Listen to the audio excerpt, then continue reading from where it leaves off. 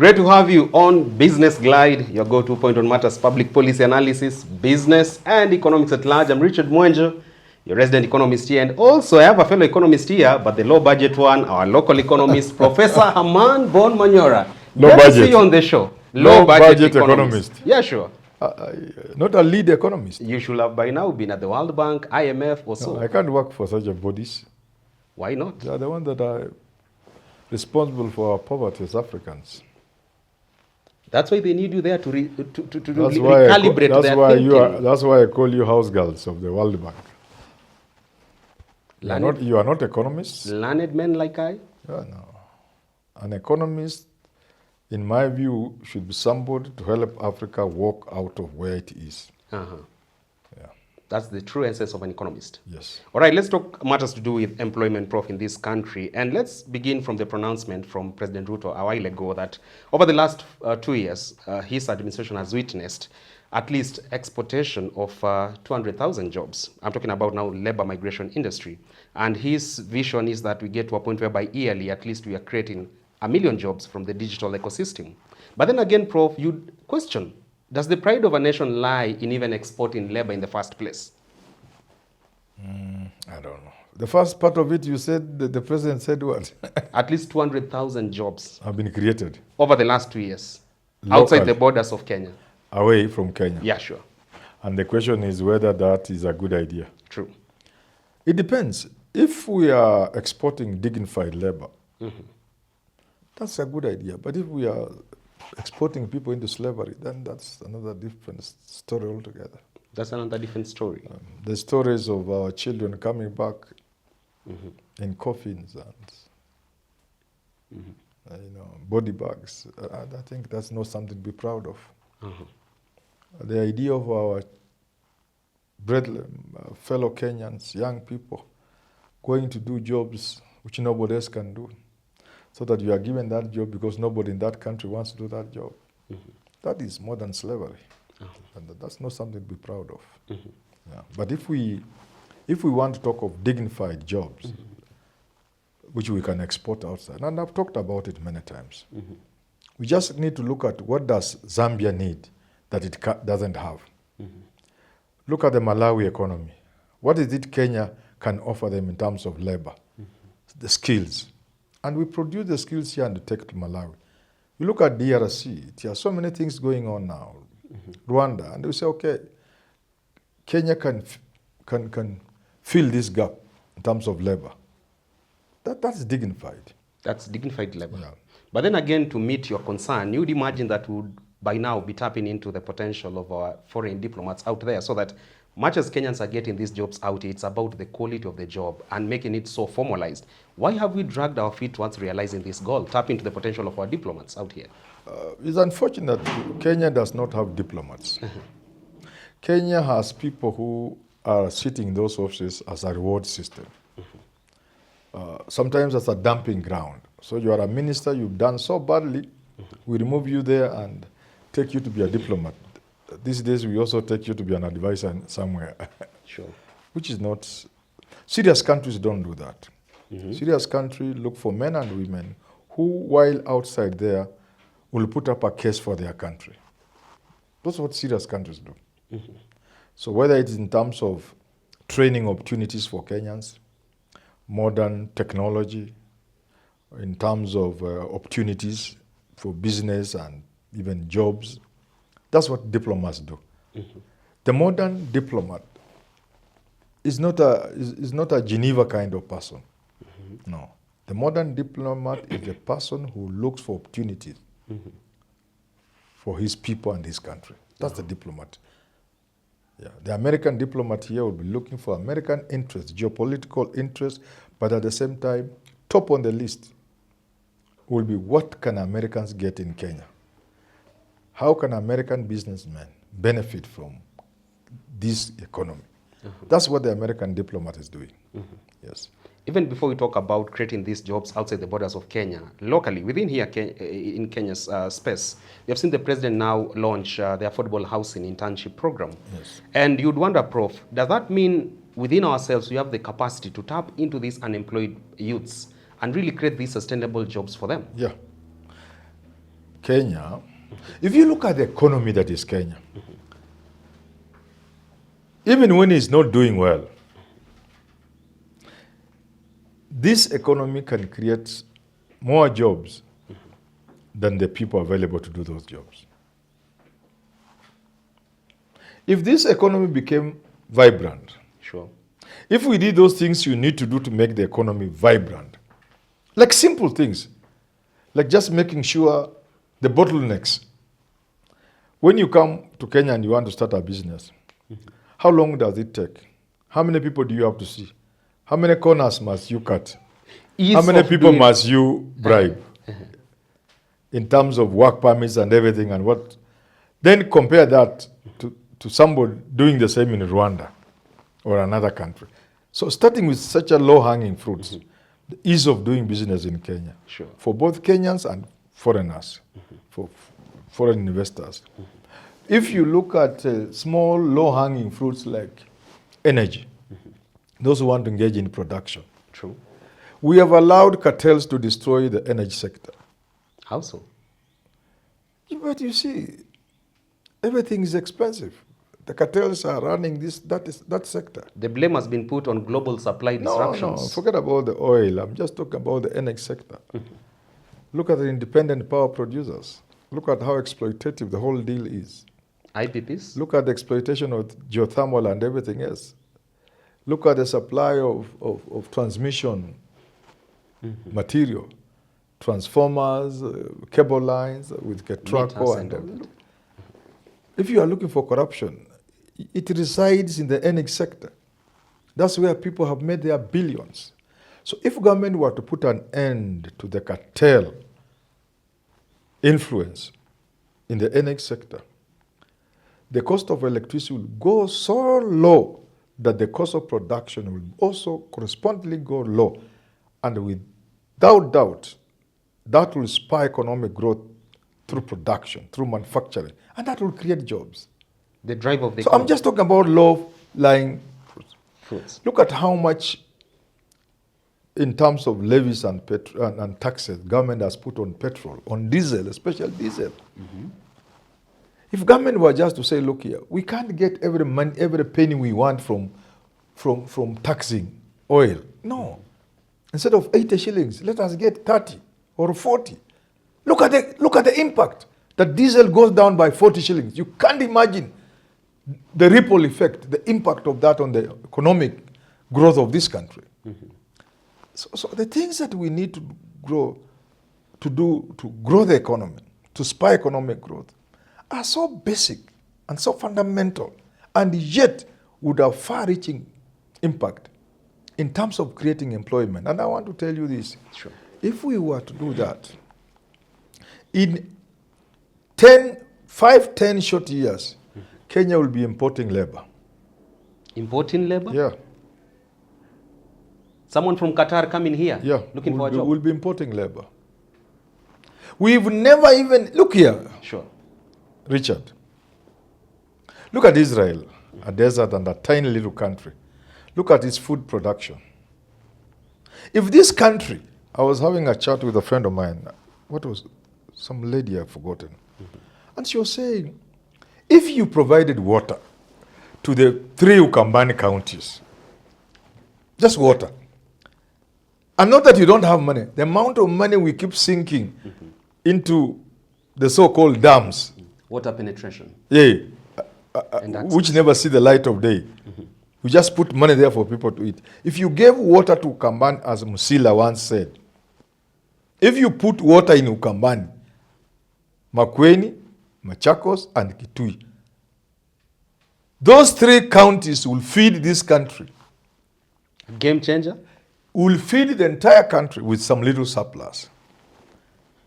And in that production, you will create hundreds of thousands, if not millions of jobs. If you provided water to the northern counties, that is Moyale, Wajir, Marsabit, Garissa, and all those, if you gave them water, the livestock industry will be almost next to none in this world. Livestock? Kenyan beef will be the most sought after beef and other meat products in the whole world because of the climate. That heat means the quality of meat Top tier. cannot be rivaled by any other in the world. You get it? I get it. And under natural conditions, just give them water. That alone, because of value, the value chain, value addition chain, you don't just, from a cow, you don't just get meat, beef, hide, blood, bones, whatever, all those kind of things, and leather and everything. That will create millions of jobs. And in 10 years, I can assure you, we will not have enough because we will tap into the export market of so many of these things that you cannot get enough Kenyans to do the job. We will be importing labor in 10 years.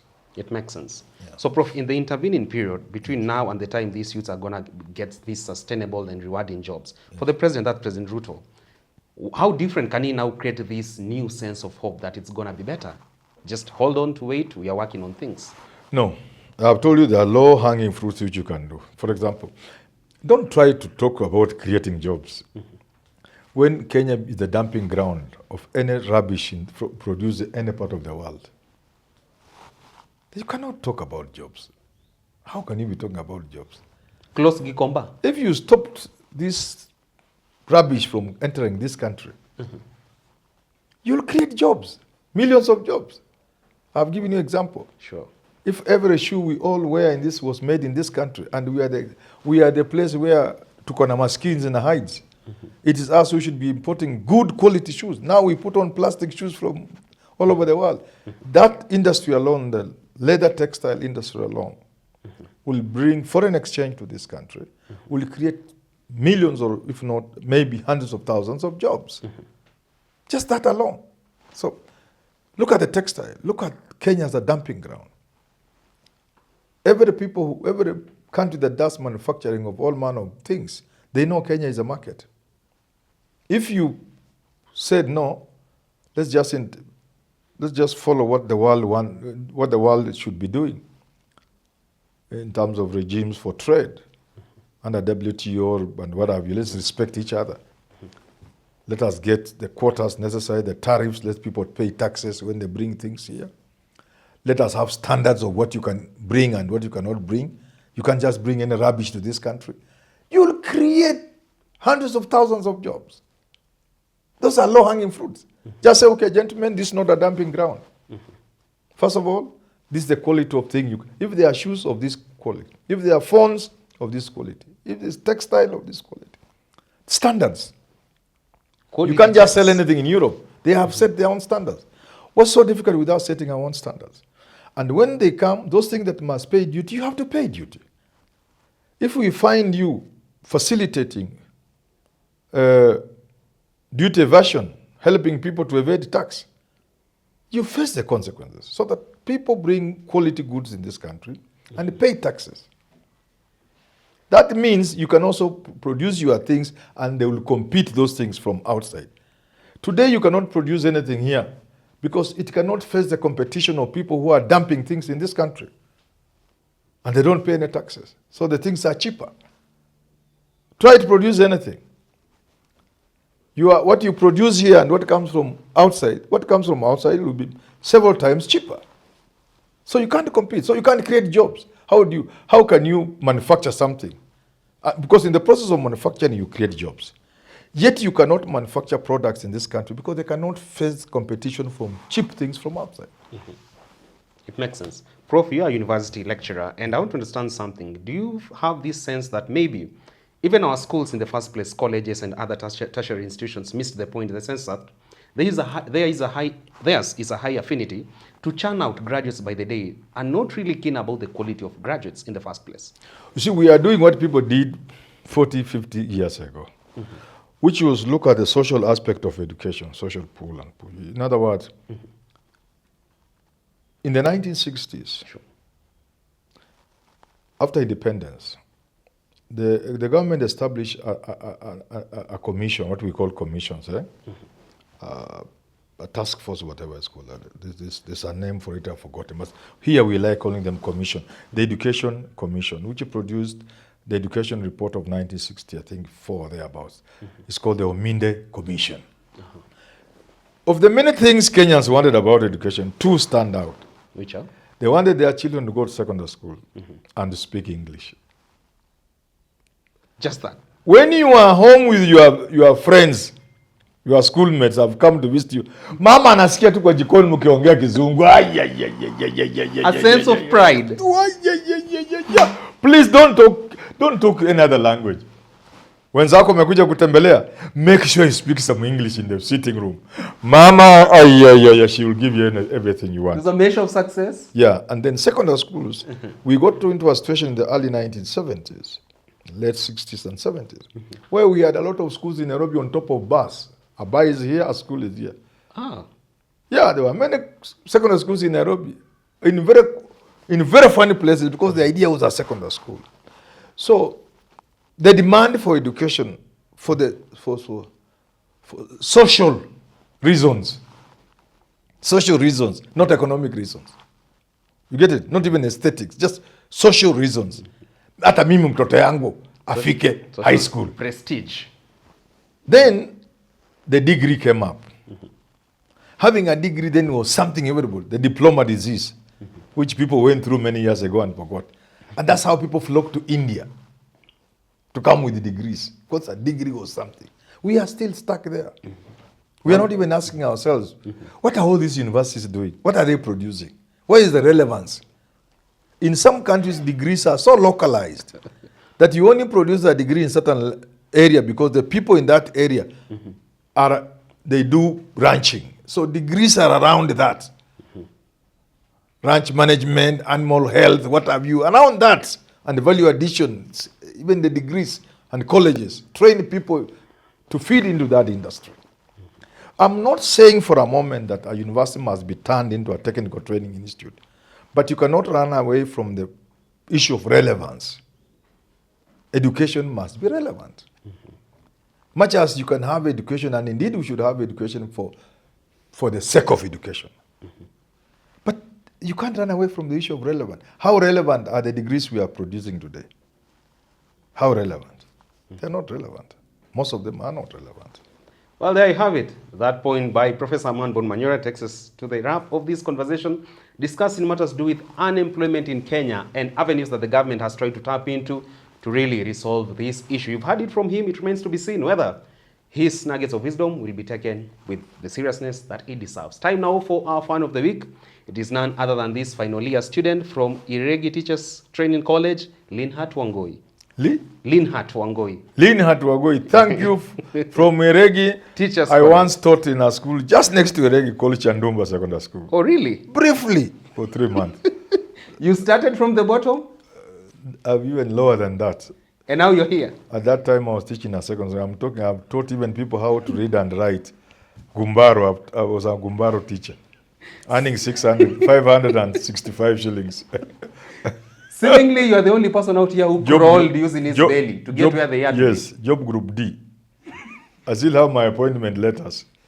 Appointed as an adult education teacher, job group D. Salary 565,000. 565 shillings. How low was your education level then? Let's not go there. But sahi God manze. Ni God manze. There you have it. Until we get to this again, enjoy the rest of your viewing.